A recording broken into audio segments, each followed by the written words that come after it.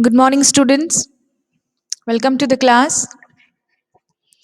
Class 10th, first flight, chapter number 3, two stories about flying. In this chapter, there are two parts. The first part is his first flight, and the second part is the black aeroplane. His first flight, written by Liam O'Flaherty, and Black Aeroplane, Frederick Fossel. So today we are going to do only one part, that is two stories about flying. Yes. Now, before we proceed with the chapter in detail, let me tell you few things.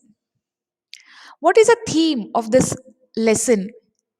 His first flight. What is the meaning of first flight? Yes, the first flight is the first step wherein every human being or an living being, you can say, take in his or her life. And when you go for the first step as a young child or a kid, there is always a support of your parents, of your elders, of your teachers, of your grandparents. With their encouragement and motivation, you tend to lead to the steps of success. But what is required by you? The most important thing required by you is your self confidence, your determination, courage, and the willpower which everyone possesses.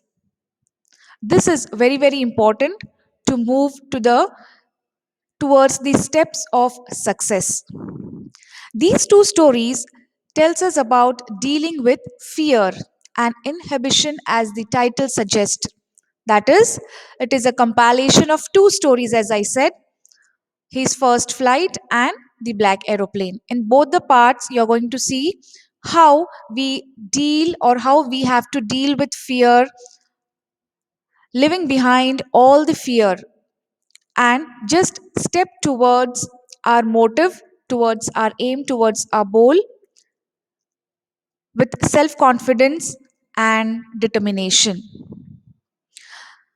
This chapter reflects how one hesitates to take his first step, that the fear in all one has in his or her mind. Every time it's the same. Whenever you tend to go for a competition, or maybe you want to take up some decision, or you want to uh, go for an interview, anything, the first thing you have in your mind is fear, nervousness. So you need to get rid of all this, and this is only possible when you have your willpower very strong, when you have your a strong determination, when you're focused towards your goal. If you don't have this, if you don't gather courage and try to face the situations which come on your way, or the obstacles which come on your way, you will never move further in your life. So this is a very interesting story about a small seagull. We are going to see how the seagull was so afraid in his life, but only with his parental encouragement and discipline, which has played a very extraordinary role in shaping his life. The same thing is applicable to our life also. Our parental encouragement and determination plays a very important role in shaping the destiny of young children. So, we shall begin with the class. In short, about the author. The author of this lesson is Liam O'Flaherty, who was a major Irish novelist, short story writer, and must be ranked as one of the foremost socialists. Who is a socialist? Socialist is someone who supports a political or economic philosophy that says society as a whole. Writers in the first part of 20th century. His first flight by Liam O'Flaherty tells about the need for courage and self confidence to overcome fears in life. As I told you earlier, that what all is required to overcome fear is the need for courage and self confidence. In school also, when you try to participate in any of the competition, when you are lagging in your stage courage, when you have to face an audience and speak before them, the first thing is what you try to be nervous. You don't have that much of courage to go on the stage, face the audience and speak up. So that fear is there in your mind, wherein it is stopping you from going further and presenting yourself before others. But this should not be there. The main important thing is what you have to get the courage and the self confidence within you, saying that yes, I can do it and I will do it, and then success is yours. So this is what we are going to learn today in this chapter. Bravery is a fear, is the victory. And he opened his wings and found himself flying. And this way, the young seagull take his first flight. Hence, we can say that parental encouragement and discipline plays an important or an extraordinary role in shaping the future, the destiny of the young children. See, when you're learning something new, you are going to fall. It's not that you're going to get success at the very that moment.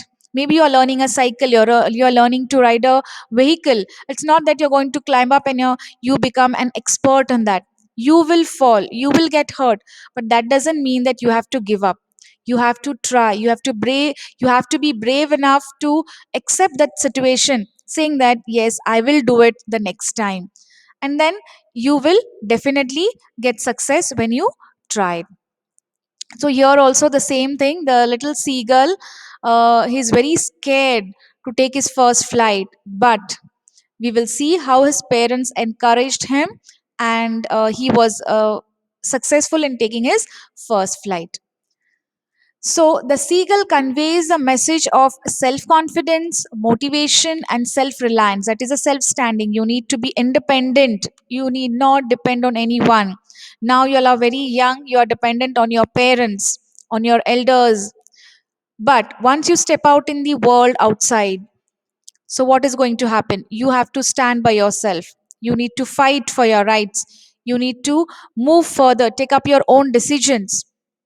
That time, nobody is going to help you out. Yes, of course your parents will be there to support you, to guide you, but you will have to take up your decisions by yourself. So you need to be self reliant. Here the mother seagull motivates the young one enough to get him to learn flying, and the baby seagull realizes the importance of belief and faith. You need to have that belief, yes, that I can do it, the confidence in yourself, the faith. So that positiveness have to be present in everybody's mind. Don't go into negativeness. Once you have that negative feeling or negative thoughts in your mind, you are never going to grow up in your life. So have that positive feeling, have that confidence in you, that doesn't matter if I fall, doesn't matter if I fail, I'm going to do the next time. The more you do it, the more confidence you become, and then with determination and courage, you will achieve your goal in your life. So here we begin with the chapter. His First Flight by Liam O'Flaherty is a true parable about overcoming fears in life. Parable is nothing but it's a fable, it's a story. Every journey of 1,000 miles begins with but a single step. Yes, when you are every person or every human being, when he or she comes into this world, it's a very long journey to cover. It's not that just 1 or 2 days and then the journey is over. As a kid, as a young boy or a girl, as a youngster, as a youth, okay, as and how you grow into your life, you have so many responsibilities, you have so many things to do, you have to achieve your goal. So it's a very very big journey. And then how does it begin? With a single step, with your initiative. You take an initiative, positive uh, thought in your mind, and then just begin with that. And it's true that every single step will have one or the other obstacle, but never turn back, never lose hope, just move on. But a single step is the most difficult one to make. Conquer the fear and venture forth. Yes, the fear what you have in your mind, just kill that fear. Don't move with the fear in your mind. What is going to happen? Am I capable of doing this? If I fall, what I have to do? What people are going to say? They're going to laugh at me, they're going to taunt on me. No, it is your life. You have to have that confidence in you, so you need to have a good faith in yourself. So conquer that fear and then just travel forth, just move on. And we realize that we were born with wings. Yes, sky is the limit, we say. Just move on. So many beautiful things are waiting for you in the world.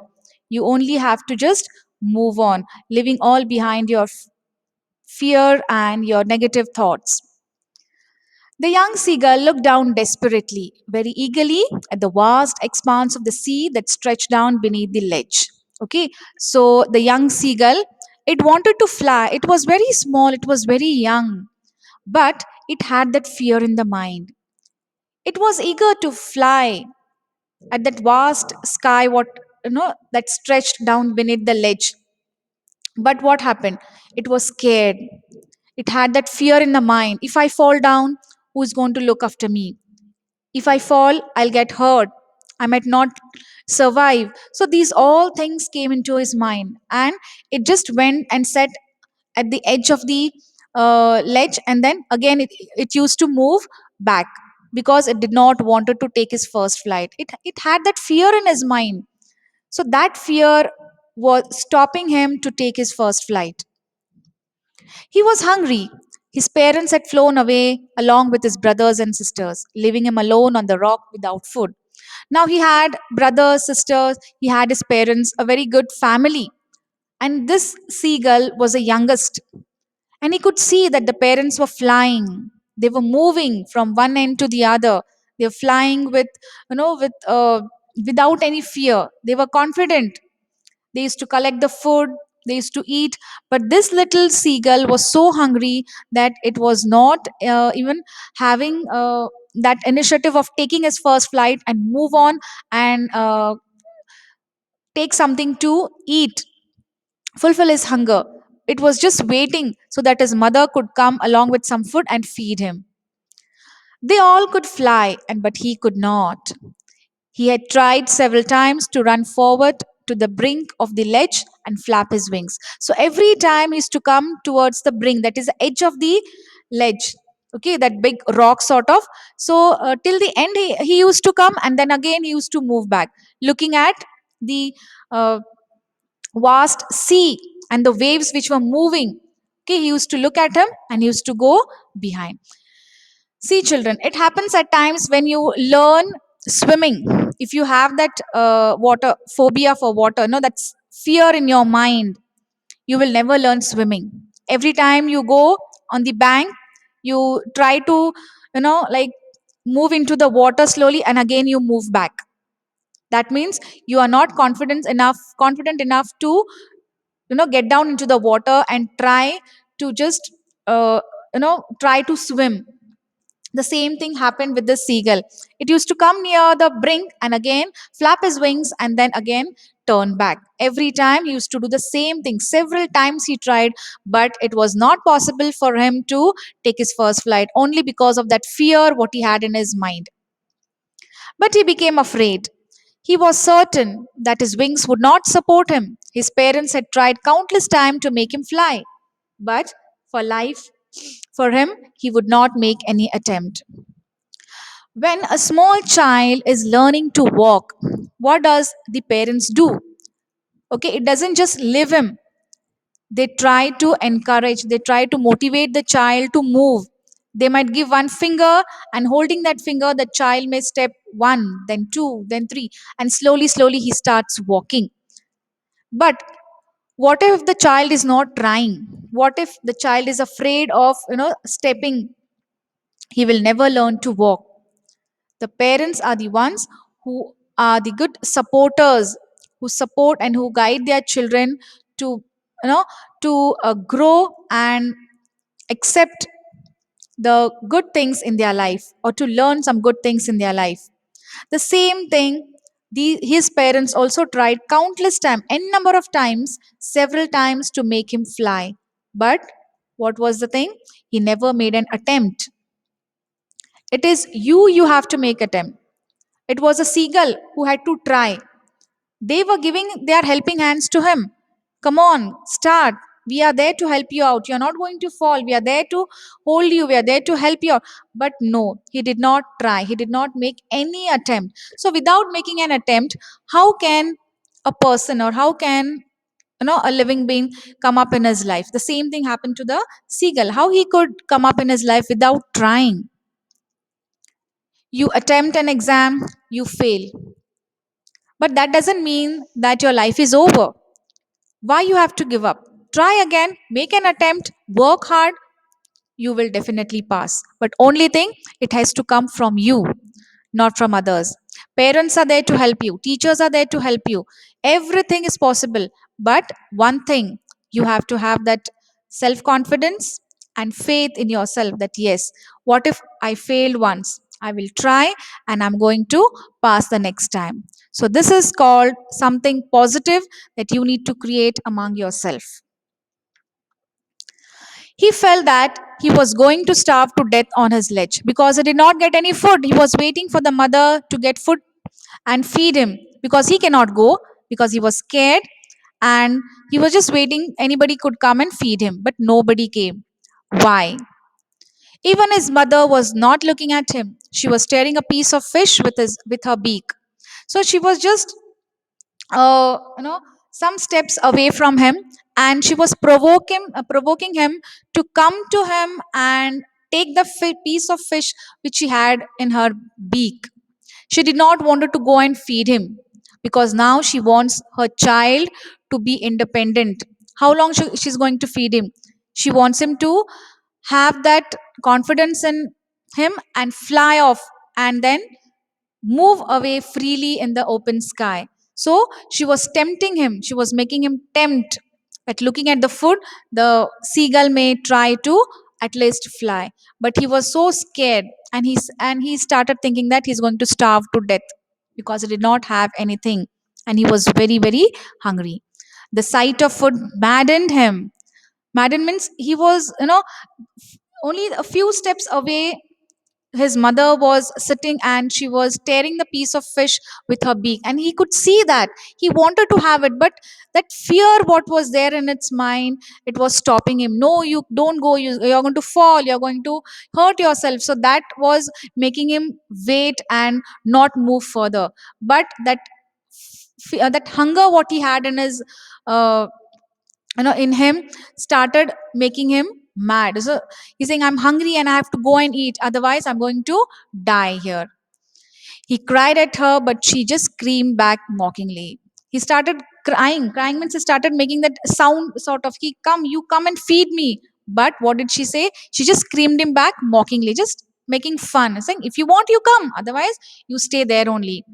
We sometimes we do for the small kids when they don't make an attempt of walking, or one step or two step, very young small kids. So the mother shows him something, if the child is very fond of some colorful things, or maybe a chocolate or something like that, they are going to just show them and say, come on, catch. And then slowly, with that temptation, the child starts moving further, the child starts taking first step, second step, and third step. And that is, that makes the parent so happy, looking at the child, that the child is growing step by step. The same thing was expected by from this mother. So she was expecting the little child, I mean the seagull, to move further and be independent, but it was not happening. Suddenly he felt the joy seeing his mother approaching him with food, but she halted, keeping the fish just out of his reach. So when the seagull was few steps away from her, he saw the mother coming towards him with the piece of fish, and he was so happy. He felt the joy. Now he thought that, okay, my mom cannot see me in hunger, so she's coming and feeding me now. But what has happened? She halted, she stopped in between, and she kept that piece of fish just away from him. She did not go and give it to him directly. Okay, so she just kept it there, and now she wants the seagull to come and take it if he really wants to fulfill his hunger. So if you want, you take it, otherwise you leave it. Sometimes parents have to be harsh just for the betterment of their children. So here the mother, We say that mother is very emotional. Every time, whenever we want to fulfill our needs, instead of the father, we directly move towards our mother, and we try to make her emotionally blackmail or something like that. Mom, I want this, I want that, and what all, and then automatically mother, she is melted in your talks. So the same thing the seagull was expecting, but no, here the mother, she became harsh enough for the betterment of her child. So, what did she do? She approached him with food, but she did not go and give him. She just kept that fish just away from him, so that so that the seagull could come and take it by itself. Maddened by the hunger, he dived at the fish, but his mother flew upward and started falling. A monstrous terror seized. That is something horrifying, something fearsome, some terror, some fear seized him, that is, grabbed him. But the next moment he realized that he was flying. He was born to fly and he had made his first flight. Now, see, this was a real time where he learned to make his first flight, and he made it only because of his parents, only because of his mother's encouragement. She was harsh, we know that, but that was for the betterment of the seagull. Because he was so hungry, he couldn't live, he couldn't tolerate that hunger. He just went, and that he had a fall, he had a dive. And then what happened? He found that something is going to happen. He got scared, that terror. He thought that he is going to be grabbed with the terror. But the very next moment he realized that he was flying, because he tried. He made an attempt. He collected self confidence, and then he came to know that he was born to fly, and he had made his first flight. So he was very, very happy, and even his parents, looking at him, was so happy. They started dancing in with joy, they started enjoying.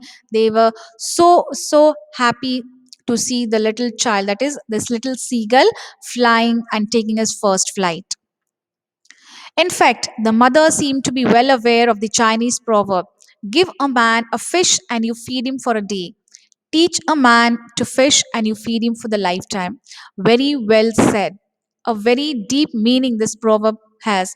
Give a man a fish, you feed him for a day. Correct. When you give someone something, you are going to feed him only for that day. But if you teach that person to do that particular thing, you're going to feed him for a lifetime. Yes?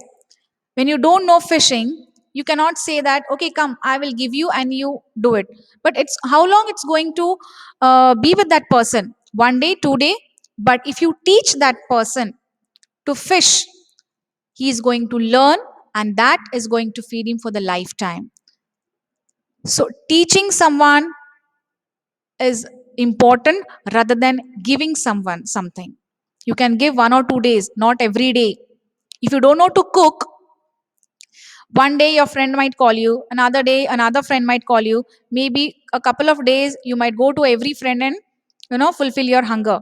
But nobody's going to feed you for the entire life.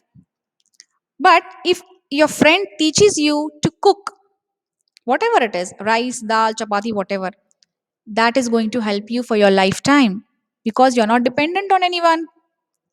It is you who is going to take your own decision and prepare and eat for the lifetime. So this is a very good proverb that everybody should implement in each everybody's life. So here we conclude the chapter. The author was a keen observer of sea life and believed that man has a lot of things to learn from nature. He has given a human touch to the seagull's plight so that the reader is reminded of the nervousness he too might experience before doing something new. His first flight highlights the importance of independence, self belief, self confidence, and the need for motivation to gain goals. Necessity is always the mother of invention. Very true, but it sometimes need an initial spark from outside. Yes, when you are growing in your life, you need few things for you to motivate yourself. And who are those, you know angles, or who are those aspects? Your parents, your teachers, your elders, your friends, your relatives, whoever it may be. If they give you just a, you know a spark, or maybe a push, or a support, or a guide, definitely you're going to attain your goals in your life. The story is also a metamorphical assertion, that is, it is a symbolic declaration. Here, the seagull symbolizes our own life. How the seagull was having that fear and not wanting to take his first flight, the same thing, it is a symbol for human beings. When we take our first step, and when how we are, when we don't allow ourselves to move further because of the fear and nervousness what we have in our mind.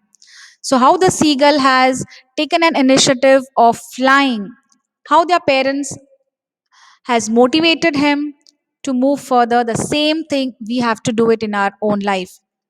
So the story tells us that everyone needs to be independent even while staying involved in family life. But the joy of independence is not meant for cowards. Yes, you have to be brave enough. Don't be a coward. Don't depend on every silly things, petty things on your parents or on your friends. You are the one, you have to live your life. God has given you such a beautiful life. So you have to live it beautifully, not like a coward. Be brave. Take up your decisions.